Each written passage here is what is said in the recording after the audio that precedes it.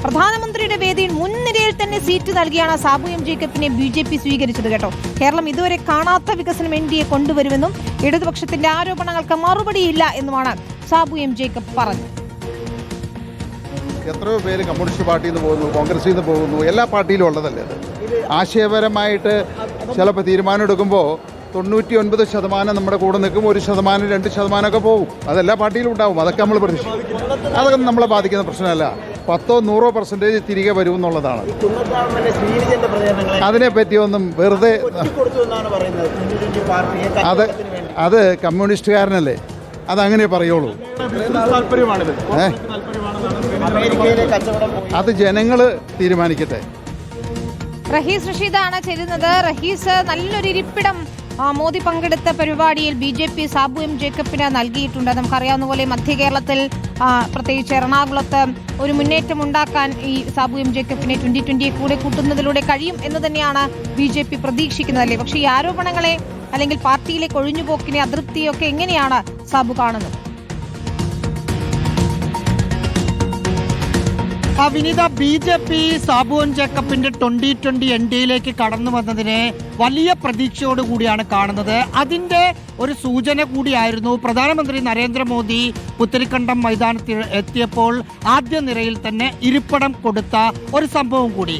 BJP കരുതുന്ന രണ്ട് കാര്യങ്ങളാണ്. ഒന്ന്, BJPക്ക് എറണാകുളം ജില്ലയിൽ കുറച്ച് വളക്കൂറുള്ള മണ്ണ് എന്ന് പറയുന്നത് 14 നിയമസഭാ മണ്ഡലങ്ങളിൽ തൃപ്പൂണിത്തുറ മാത്രമാണ്. അത് നിന്ന് മാറി കുറച്ചുകൂടി മണ്ഡലങ്ങളിൽ ശ്രദ്ധ കേന്ദ്രീകരിച്ച് കുന്നത്തുനാടിൽ വിജയിക്കുക, മറ്റു ചില മണ്ഡലങ്ങളിൽ ശ്രദ്ധാകേന്ദ്രമാകുക എന്നതാണ് BJP ലക്ഷ്യം വെക്കുന്നത്. മറ്റൊന്ന്, BJPയിലേക്ക് നേരിട്ട് ചേരാൻ താല്പര്യമില്ലാത്ത ക്രൈസ്തവരായ ആളുകൾക്ക് NDAയുടെ ഭാഗമാകണമെങ്കിൽ സാബു എം ജേക്കബിന്റെ 2020യിൽ ചേർന്ന് NDAയുടെ ഭാഗമാകും. അത്തരം ചില നീക്കങ്ങൾ കൂടി BJPയുടെ ഭാഗത്തുനിന്ന് നടക്കുന്നുണ്ട്. അതുകൊണ്ട് വളരെ പോസിറ്റീവായി അവർ കാണുന്നു.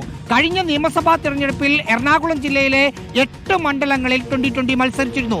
അതിൽ കുന്നത്തുനാടിലും കോതമംഗലത്തും കൊച്ചിയിലും BJPക്ക് മുകളിൽ 3ാം സ്ഥാനത്തേക്ക് അവർ വരുന്ന ഒരു സാഹചര്യമുണ്ടായി. അവരുടെ വോട്ടും ഒപ്പം BJPയുടെ വോട്ടും കൂടി ചേരുമ്പോൾ ഈ മണ്ഡലങ്ങളിൽ അത്ഭുതം കാണിക്കാൻ പറ്റുമെന്ന് BJPയും 2020 കരുതുന്നു. പക്ഷേ അതിനൊരു പ്രശ്നം, മതേതര വോട്ടുകൾ 2020ക്കൊപ്പം നിന്നവർ അവിടെ നിന്ന് വിട്ട് UDFിലേക്കും LDFിലേക്കും പോകും എന്നതാണ്. അതെങ്ങനെ BJP മറികടക്കുന്നു എന്നത് ആശ്രയിച്ചിരിക്കും 2020യുടെ ഭാവിയും ഈ കൂട്ടുകെട്ടിന്റെ ഗുണഫലവും ഒക്കെ അറിയാൻ. ഏതായാലും വോട്ടിംഗിൽ, അതായത് ഈ 2020യുടെ വോട്ടിൽ ഒരു വിള്ളൽ ഉണ്ടാകുമെന്ന കാര്യത്തിൽ തർക്കമില്ല. NDA പാളയത്തിൽ ചേക്കേറുമ്പോൾ മതേതര വോട്ടുകൾ പോൾ ചെയ്യുക LDFനും UDFനും തന്നെയായിരിക്കും. റഹീസ് റഷീദിന്റെ വിലയിരുത്തലാണ് നമ്മൾ കേട്ടത്.